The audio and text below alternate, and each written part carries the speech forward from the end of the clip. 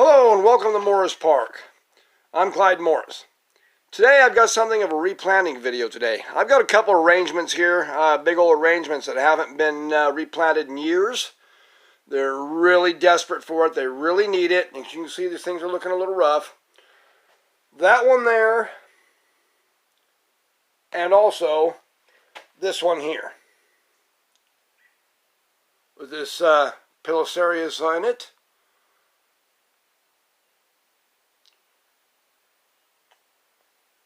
And it's in desperate need.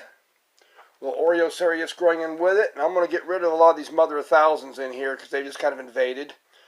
The aloe, I don't know if I'm going to replant that in there or not. We'll figure something out with that later. As well as this agave in here. This agave in this arrangement, it reproduces itself so well. I've got a really nice one out in a pot of the same plant out in the park right now. I'm not sure what I'm going to do with this particular agave. I may trim it back and put it in another pot and save it off by itself. But I'm going to get some of these cactus planted up here. And these two arrangements, that's a big tall one. And these two arrangements and get things done. And there's a couple others that I'm going to put in with it. My sunburst opuntia, I think I'm going to put in with it. And maybe this little Espostoa here, cluster. Anyhow, let's get started on this.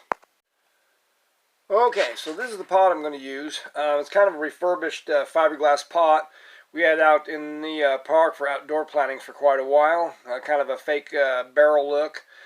It got so bad and so faded out over the years that it actually turned all white. I just kind of hit it with some spray paint to kind of give it some more color, give it kind of a woody color there, and used, this is all old paint that I had just sitting around in the shed, and decided to use it on this and kind of revive it. It's a big pot. You can see, great big pot. Clean it up just a little bit, but anyhow, it should make a good container. It's big enough to hold everything I've got. This is my soil mix. Basically, it consists of a new soil. I'm used to using coconut coir mostly because the pea soils is all we can get around here, basically. So this soil, as you can see, has lots of perlite in it, and that's because the soil I'm using now is something new that they have. And that's this. It's called Beyond Peat. It's a new potting mix. It has really nothing in it but the material itself. There's no perlite or anything like that in it. It's like composted barks and pine coir and stuff like that. It's rather dense. Let's see if I can get a handful of this. As you can see, it's kind of dense and it's kind of wet looking right now because it was out on a pallet in the parking lot of the store and the rains have been hitting it, so it's kind of wet. I would never use this on its own for anything because it's got really no drainage material in it. I think it would just stay way too wet if you just try to throw it in a pot and use it. So, I've added a whole bunch of perlite. Now, it'd be great if I could get stuff like horticultural pumice and stuff like that and academia and stuff to add to all this. But to mail order all this stuff, I can't get it locally. And to mail order it all would be a fortune just to repot these cactus. And I mean a fortune. So, I'm using perlite. I know it gets a little unsightly sometimes because it washes up and floats. But I'll try to put enough lava rock over all this to do it. You can see I've got a lot of lava rock mixed in it to help with drainage also. And I also mixed quite a bit of coconut coir in with this too to lighten it up a bit. And so this should work pretty good. It'll be a lot better than what they were in, that's for sure. So, we'll fill this pot up. We'll use it. As I say, it's a nice big pot. It has plenty of room. Should accommodate all of them. And be good for the planting I'm going to do. Now, here's another reason we got to get this unpotted and redone. See that down there? The ants are everywhere. They've made a huge nest out of this. They've been actually trying to raise, I think, some scale on that agave. They're not on the cactus necessarily, but I think that's one of the reasons things look pretty rough in here. One, they just need new soil, and two, those guys. They're a real pain in my greenhouse. I have to deal with these all the time. But we'll unpot this, get rid of this soil, and get rid of them too.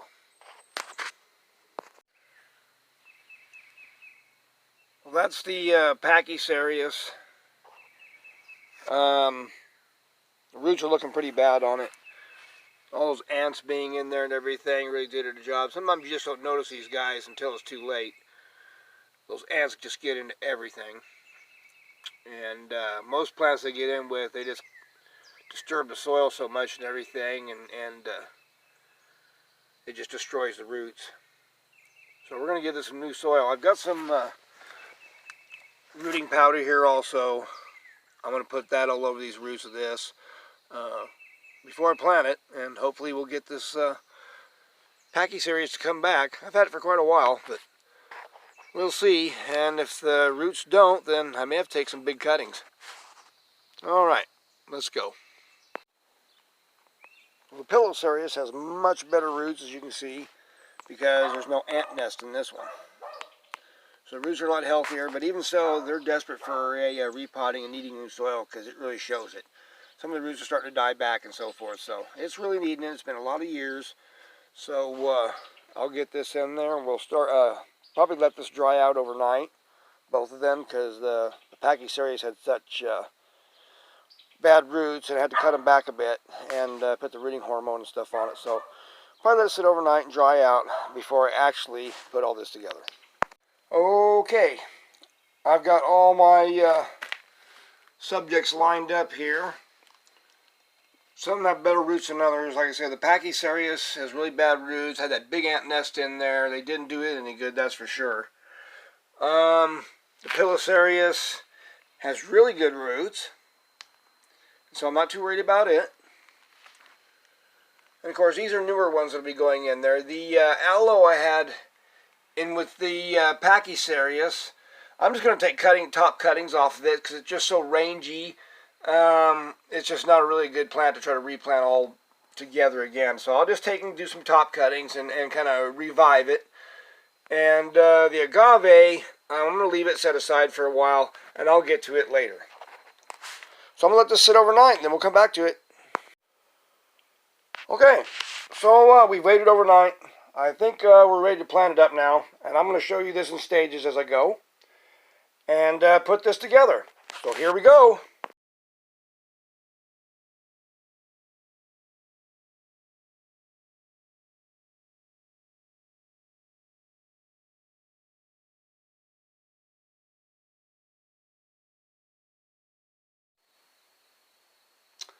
Alright guys, here it is. It's all planted up. Let's see if I can back off from that a little bit, get a whole view of it. It's all planted up. Big old Pilosarius sticking up there. So I got a couple of cuttings over there I'm waiting to plant up also.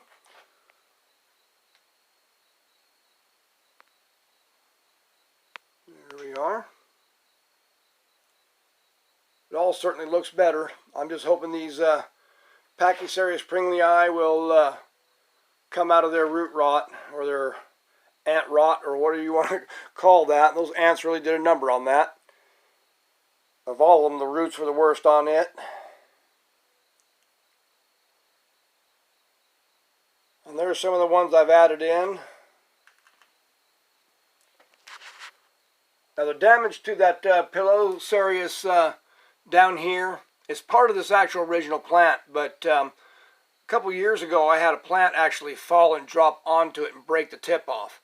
And so I rerooted the tip, and it's just starting to grow out. So it'll grow upside the mother plant pretty well. Put in the Espostoa mirabilis. I got that not too long ago. Looks like a cluster of seedlings actually is what it is. They look pretty cool all together like that. The mammillaria, I can't remember the ID of it on. So it's a very, very dark, almost brownish green skin to it, almost black. Real cool mammillaria. And next to it, Echinocerius pectinatus. Rubra spinus. It's a pretty nice one.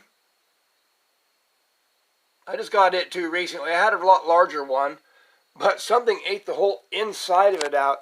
It was a very strange ordeal. I looked at the plant, it looked just fine. When I touched it, it just like it fell over. And when I picked it up, it was totally hollow on the inside. Something had just completely eaten the whole inside of it out. And I'm not even sure what it was. There's no trace of the perpetrator, so I never found out what it was. But hopefully this one will do better. And then I got the Opuntia monacantha cultivar sunburst, variegated Opuntia.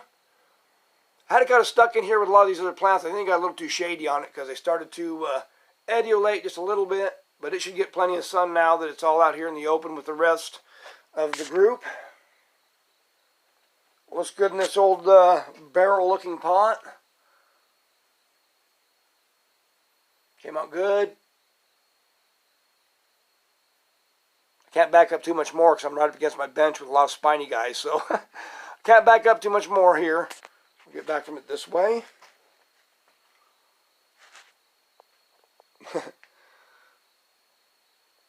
And there it is. Finally got it replanted. I know I kind of procrastinate on some of these big guys because I just know it's going to be a little bit of a job. But I've got it done now. It's out of the way. And one of my next ones, the king. Well, pretty soon I'll be doing that, guys. The king and that great big Madagascar palm back there. Both going to have that soil changed out of that pot. So that's going to be a little bit of an adventure. I'll have to show you how I do this, and it'll be coming up soon. So stay tuned to Morris Park in the Ozarks to see the planting of the king, or repotting, I should say. Well, it's about 7 o'clock in the evening now, and it's about time for me to go inside. So I'd like to wish you all a good evening.